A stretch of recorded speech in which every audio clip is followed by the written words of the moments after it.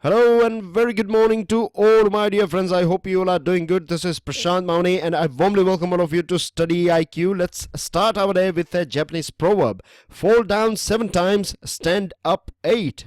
Please allow me to elaborate or add some things on it. Dear friends, if you observe your day, then you will find that every single day, right? Every single day we are being taken down by the people who are bit weaker than us, the people who do not have, say for example, that much knowledge, that much money, power or whatever, right? Basically what I'm trying to say you here is that it's not necessary that we may lose in front of people who are more powerful or who are better than us, right? Even the people who are not better than us or their level is bit lower than us, they have potential to take us down as well. So defeat is something that we face every single day, and when you say defeat, then of course the day includes a couple of successes as well. So this is part and parcel of our day, and this is something that is part and parcel of our life.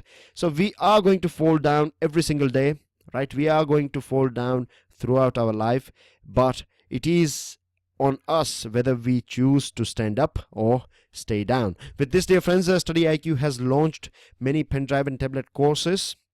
I would tell you that just in case, I have seen a couple of messages, people are not able to get in touch with us. The thing is that many times what happens is that at the same time many people are calling us, so this may happen. I will pass you a number, right? I will pass you a number for all those of you guys who have sent a message on my Facebook. So I will pass you a number today, and we have launched some exciting pen drive and tablet courses, so make sure you check out studyiq.com. With this, dear friends, let's see what we have got in today's The Hindu. The first editorial that we have is pertaining to this Aadhaar, and Aadhaar is such a big issue. Like you find something and something pertaining to Aadhaar, and we will find it, because the thing is, if you understand this thing, then you will understand why Aadhaar is so important. In today's era, right, data is gold, right? Keep this thing in mind, that this is, if you have information about a group of people, if you have information about, say for example, what is trending for boys and girls who fall between the age of 20 and 30. If you know their trend, if you know their behavior, then there are so many products and services, right? This is just one angle, and most of the time it is about making profit. So this is the reason why companies are purchasing this data. They are ready to pay whatever they have to, because they know that if they buy, say for example, information of you for 10 rupees, they know that they would be able to make 100 or more than that out of or this. It is a, say, very good investment, you can say, or a raw material for customizing your products and services.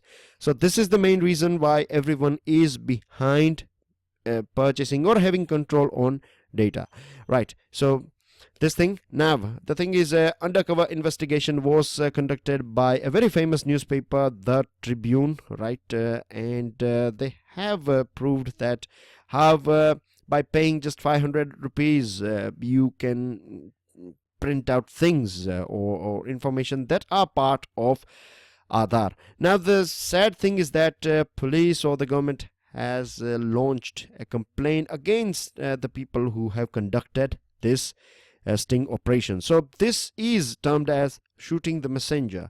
I'm sure you have seen this thing, that or it is something that is agreed by everyone, that if you shoot the messenger, so if a person who is bringing you information, if you are hunting that person down, then basically you are trying to choke the flow of information and you are trying to create some troubles and things like that. But finally this Delhi police, they have clarified that they will focus on tracing those who sold the passwords to enable access to information. Now the thing is that there is a sort of myth, or you can say hubbub, going on in the market, and it is said that this encrypted Aadhaar biometric database is out, and people's biometric and other information is compromised with, etc. But that is not true, right? Aadhaar biometric database has not been compromised, and UIDAI is correct in stating that if I have just your phone number and your address, then of course I can do a little bit things, but you can say that it's not a sort of complete information. And it is right as well that phone numbers and address of yours and mine are with so many different companies, right? They call you. Do you know this thing that they will call you and tell you that are you this person, and or they may ask you that they are calling from this, may I get your name, and you just give your name, say for example ABC. That ABC and your phone number will be noted down by this data producing company. Right, so every bits and pieces that you provide, knowingly or unknowingly, is been designed by someone, and this is sold to some companies. So this is how it works when it comes to data. So it is good that this information without biometric data and other things, they are not going to be, they are not, means it is of no use, or they won't be able to make that much out of it. But of course we need to protect this biometric data and other things that are part of this Aadhaar database. The other thing is that when it comes to personal information, the sad thing is that we still do not have legal, or we have still not defined as a country what personal information is all about. And one more thing is that we do lack a robust comprehensive data protection law. So this is a very serious thing, right? Government should focus on this thing. And remember, a couple of months ago we have talked about this Aadhaar distinguishing, or you can say 3 different segments of information, right? Your personal information, then your basic information, your biometric information. So these are 3 different sections. So all of them should be protected, particularly this personal information, because based on this thing they would be able to judge your behavior and what are your likes and dislikes, and based on that they can provide you products and services, which is something you can say not ethical, because they are stealing in fact your data and then they are providing something. So it is like fooling us, isn't it? With this, dear friends, this one is about Fire and Fury. This is a famous book, right? Nowadays it's quite famous. It's not famous in the sense that it is a historical book. No, recently launched Fire and Fury. It is providing, you can say, some details. Whether these details are right or wrong, we don't know, as per this editorial and as per global different sources of news, because this is launched in America, or say for example it is an American book. At the end of the day, you find many items on international or global news platforms, and what they say is some of them, they say that it is all about this gossips that took place, informal meetings and informal things that took place in White House in this Trump's era, and this particular book is talking about, or it has all this sort of things in it. Now of course Donald Trump has reacted furiously on Twitter, because basically what this book is trying to say, or there is a sort of news in the air that he is not mentally stable, that President of United States of America Donald Trump is not mentally healthy. And it is really sad, right? See, every leader has his or her own way of executing things, right? Many a times you find this sort of people as well. They are very energetic. The way they do things are bit not, you can say, they are radical, right? They are not something that we are used to with it. So every time when you create some sort of, if the status quo is disturbed, then you find that people will, generally speaking, this is again a very interesting thing about human behavior, that generally speaking we resist change, right? We love all the things, the benefits that change will bring.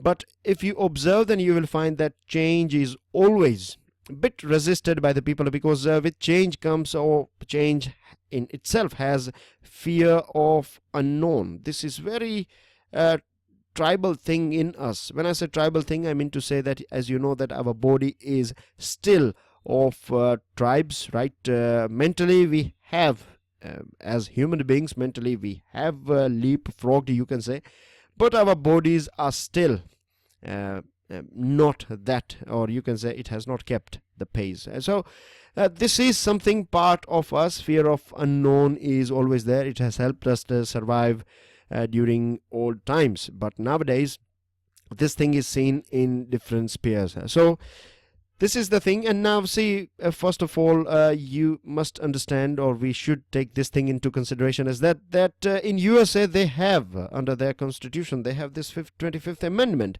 and if they find that the president is not fit for the office, then his cabinet, or the president's cabinet and Congress can use this provision and remove any president, him or her, from office. So there is no point of talking about this sort of things, right? That's what I think. It would be disrespectful for the people who have elected Mr. Trump. The other thing is that America is a democracy, and at the end of the day, if he is talking about America first, or closing down the borders and things like that, then it is something, right? It may be painful for our country, India, right? But it is beneficial for America, right? So whatever steps are taken by any country, right? Any prime minister or president. In India, we want to close borders with Bangladesh. So for people in Bangladesh, it would sound not good of Narendra Modi. You know what I mean? They would say that he is closing down borders and things like that. But for the people of Assam, they would be having a sign of relief. They would be saying that these people coming here and taking away jobs and things like that. So this is something that every country, at the end of the day, you have to look for your own country's interest. This is something that will become part of your Indian Foreign Service training as well. With this, dear friends, this one is about international, or more about Asia, right? Things going on in this continent of Asia.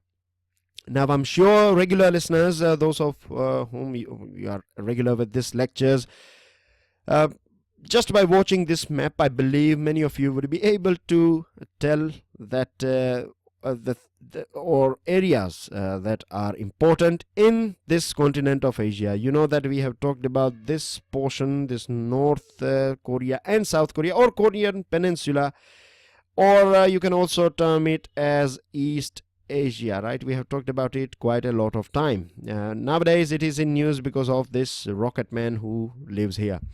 Then you have this portion of West Asia, right? Most of the time you find it in news, right? West Asia, it is important for India because Indian diaspora, huge number of Indian diaspora, or people living abroad, or Indians living abroad, you find them over here in countries like Saudi Arabia, Yemen, Oman.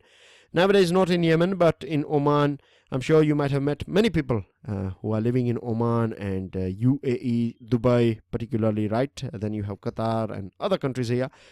And you have these other countries. Basically, you know, we are Indians, so you find us in every country. Even Bahamas, I know a family, right? Only one family at that point of time, Indian family, they were living on an island of Bahamas. So this is our reach. Anyways, and a couple of days ago, there was a sort of figure was released regarding number of people of different countries living abroad. In that one as well, we have ranked 1. So right, so let's see what this one is talking about. And this one is written by former National Security Advisor. Right. So Asian region, of course, it cannot do what Europe has done, right? We know that Europe was going through all the troubles and things like that. But nowadays, they have open borders. And of course, after this immigration thing and refugees and economic crisis, we have seen a bit of shakiness in Europe. But generally speaking, for a very long period of time, it has displayed, or it has projected, or has worked as a very good example of cooperation between different countries within the same continent. Now the thing is, Asia at present is throwing, you can say, intense geostrategic as well as geo-economic competition.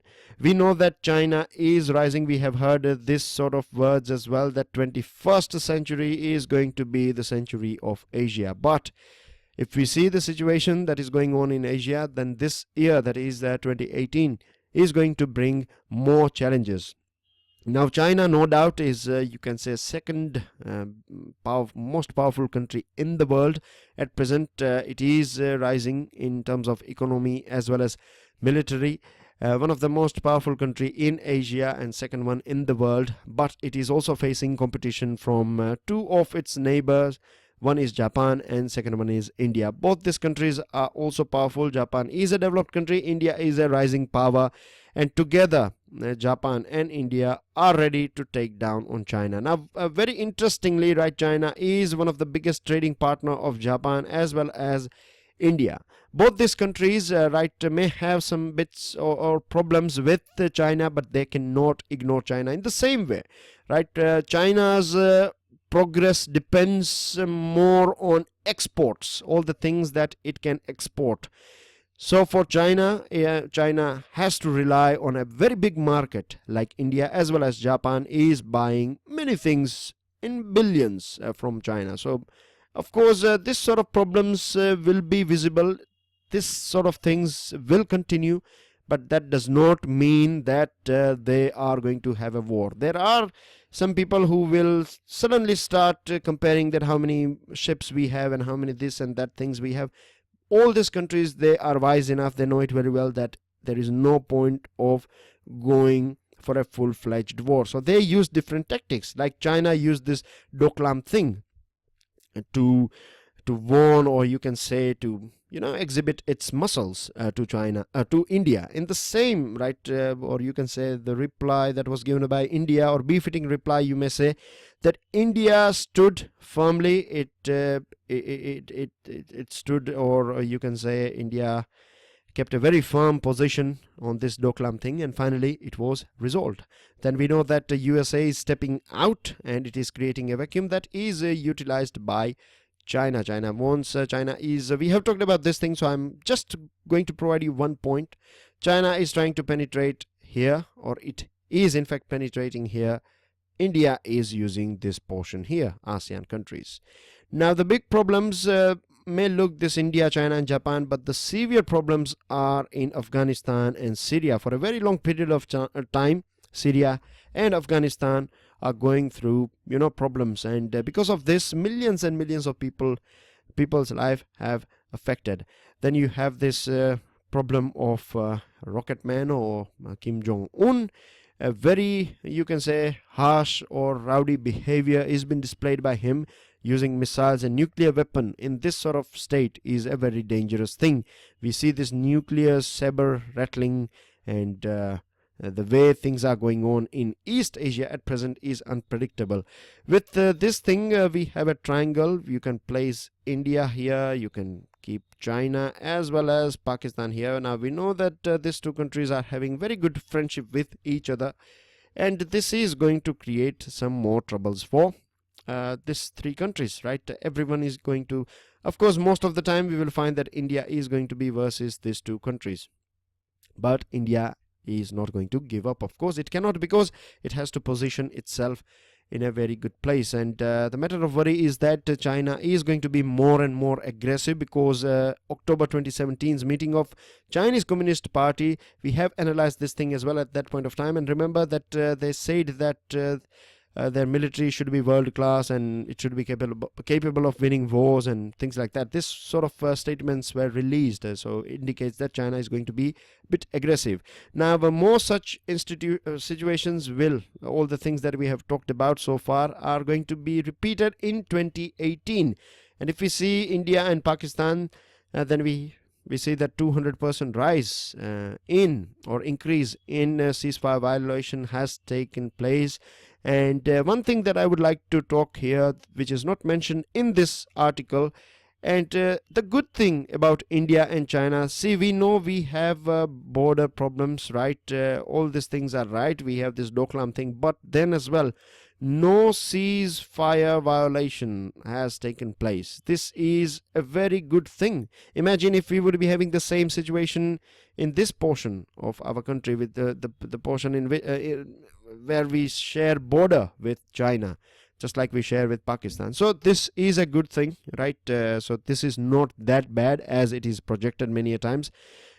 Now very quickly, SAARC SARC is in its or you can say cold storage, not able to deliver the way Kulbhushan Jadhav's family were treated, or in fact the way he is treated, is going to add more problem between these two countries, India and Pakistan.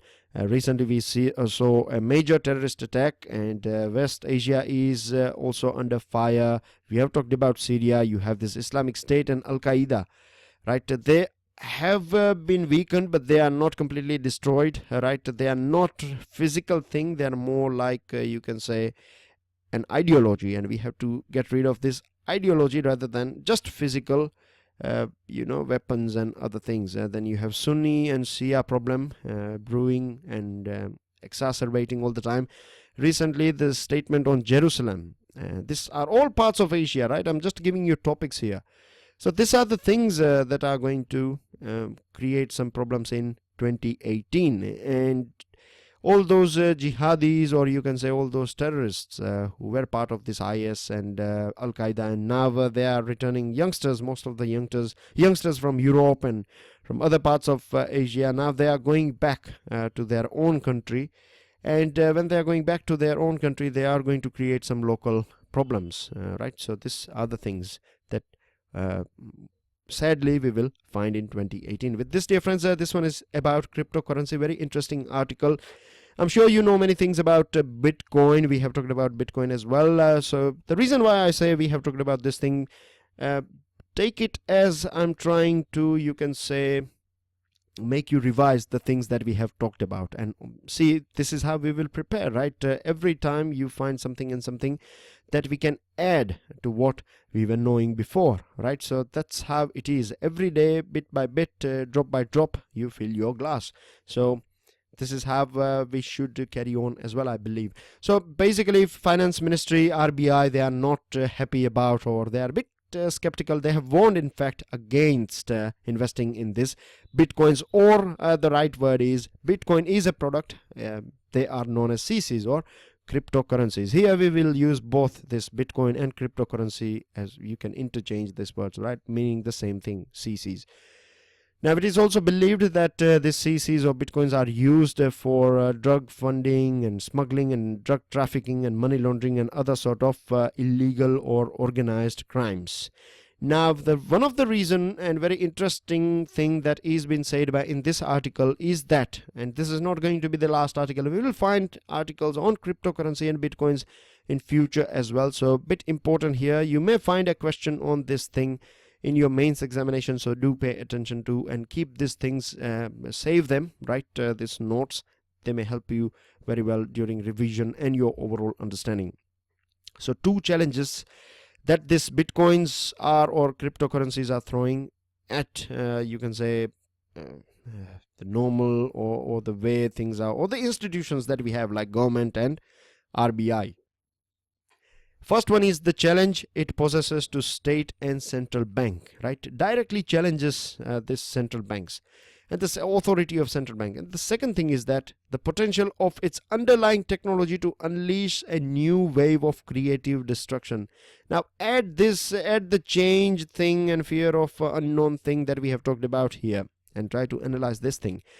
Now the thing is, see, if cryptocurrencies, if they provide some sort of discount, if they are reliable, right, if you can rely on them, then people are going to get it, right? There are many people at present, and there is a sort of wave, cryptocurrency and Bitcoin wave going in share market, and people who are dealing with this financial markets and things, some of them are investing, some of them are waiting and watching, and some of them are keenly, right, looking for the opportunity so that they can invest some money. It's a bit tempting, I must say, this Bitcoin for those people, right, who are doing or engaged in this business, right? So central bankers, right, they are, or central banks are not happy about this thing of Bitcoin taking or challenging their authority, and this is believed that they are going to come out with their own central bank digital currency to compete with, or you can say explore the market that is out there.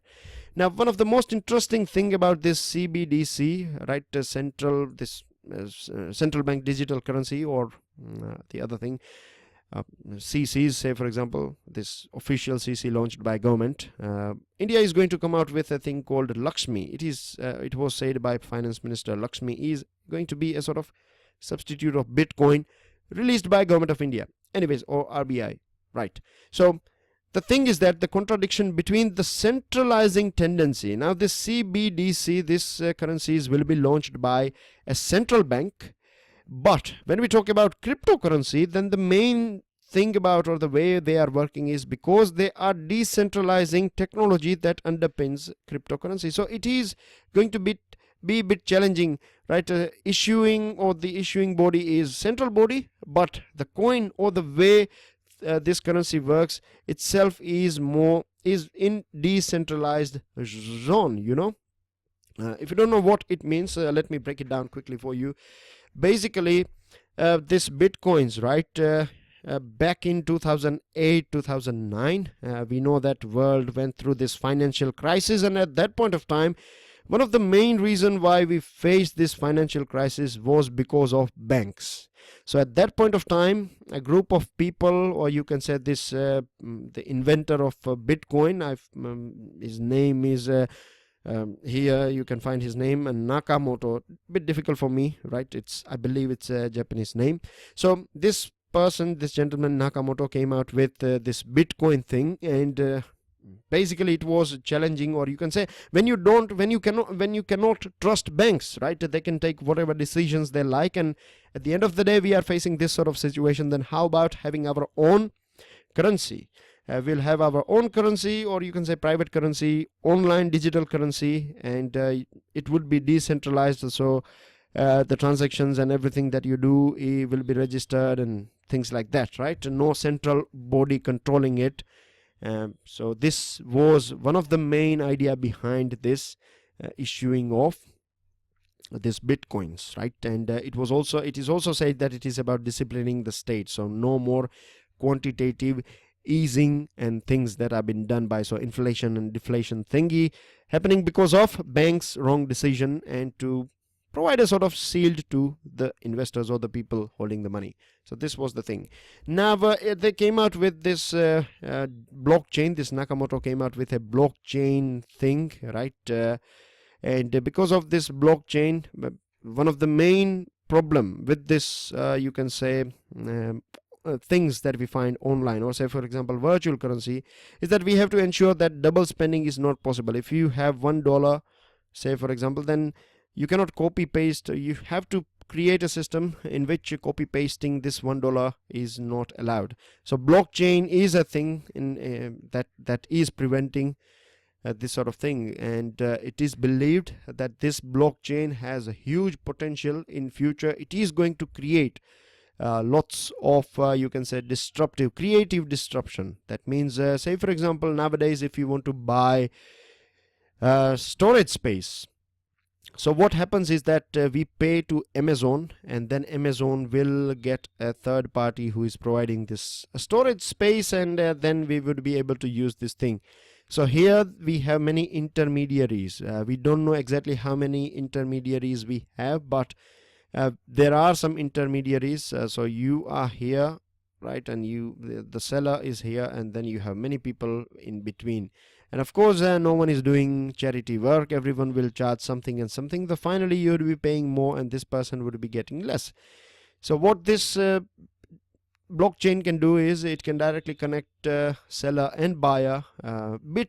It is removing, you can say, the intermediaries that we find even on the internet, right? So those intermediaries will be removed, and this is going to shake up the market in future. I hope this is clear. With this, dear friends, we reach a news item.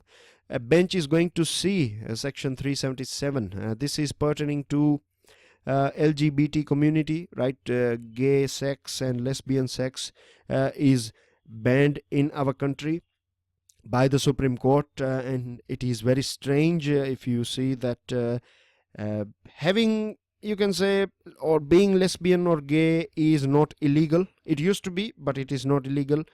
But you cannot have a sexual relationship with gays cannot have or lesbians cannot have. So this is quite strange. And at the other side, we hear things like when we have talked about this article regarding adultery, when we have talked about articles on men and women relationship, then we know that even on the pornography verdict, Supreme Court said that a person is free to do whatever he or she likes as far as they are in their bedroom. That means in your privacy, pornography is not a crime, but if you are watching it on, say for example, on a train or something, then it is going to be illegal, of course. So here we can see same Supreme Court having, you can say, clash when we go through the verdict that it has given back in time. So it indicates that societal morality changes with time. The things that we are talking here today, right? Imagine these things being talked back 20 years ago. There would be a big protest, isn't it? That you cannot discuss this sort of things with students and things like that. But now we know that we can, because it's not a taboo topic. It is something that we should discuss, and the reason why we should analyze these things, because it's not about sexuality, it is more about privacy, right? And privacy as well as your human rights, and this sort of questions you do find in your exams as well pertaining to human rights. And human right is something that is very basic and that is very important for every one of us. So let's see what the bench will come out with, but at present we can see there is a cheer and joy in this community, LGBT community. They are happy about this thing. So we have to wait and watch. And now moving on to another item, cyber crime. Victims can complain online. This is a very good thing, because what used to happen so far is if we go through the figures, any sort of cyber crimes taking place, then even people who are using computers and things for a very long period of time, they were not knowing exactly where to or which door you have to knock, isn't it? So here the government is coming out with a thing that we would be able to register complaints on real-time basis. And the sad thing is that if we go through the complaints that we have, then we find that only 30% of cyber crimes in 2016 were registered. And here are 6 big states where you find number of complaints registered. So it is going to go up, right? This sort of things, because many of them won't be, we haven't seen them.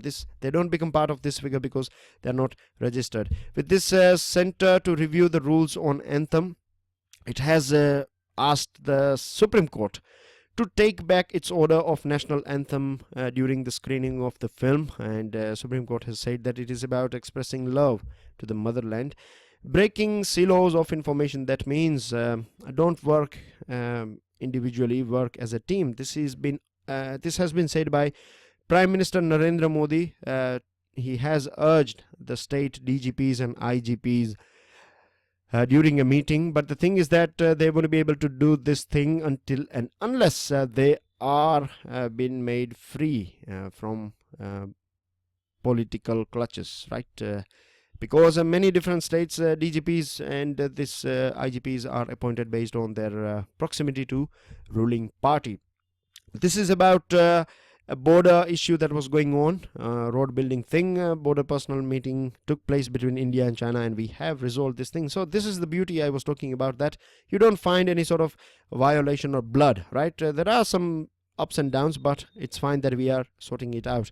This one indicates that China and Pakistan are going to be a bit more closer because of the USA, and USA becoming or using a strong hand on Pakistan. So China is going to hold USA or Pakistan a bit more tightly, right? It is going to save. Now this BharatNet project is about providing high-speed internet via optical fiber to gram panchayats. Gram panchayats, you have cluster of villages. So providing this to all the gram panchayats in our country. And a good thing is that we have covered 1 lakh panchayats. This project has you can say not been able to keep up with its deadlines, but never mind. The government is saying that, or is hopeful that by December 2018 all the gram panchayats will be connected. India's Pratyush, right, is the fourth fastest computer in the world. You have one thing here called petaflops, and 1 petaflop is a million billion floating point operations per second, and is reflecting or is a reflection of the computer capacity of the system. Keep this thing in mind. Many times you find this sort of questions, what is petaflop, what it is pertaining to, and things like that. This is the list of the fastest computers in the world, and these are your answers. Peru, you have Canary and Humboldt. These are the cold currents, and Oyashiwo, it passes from Japan, nearby Japan. And then you have the person on the picture was John Young. With this, you have your questions. Maximum number of sugar factories are located in which state? Uttar Pradesh, Tamil Nadu, Bihar, and Assam. And oldest and still active oil field of our country? Bombay High, Ankleshwar, Digboy, or Naharakatia. With this difference, I end this discussion here. I will share this file on my Facebook page as well as our Telegram channel. Don't forget to subscribe to our YouTube channel, and do share this lecture with other people as well. It helps them. If you want to cheer us, motivate us, then please give us your like. And PIBs will start soon, dear friends. I have gone through your comments, right? You can check the updates regarding it on my Facebook page. Don't forget to check out studyiq.com for pen, tab, and tablet courses. Enjoy your studies. I'll see you all soon. Jai Hind.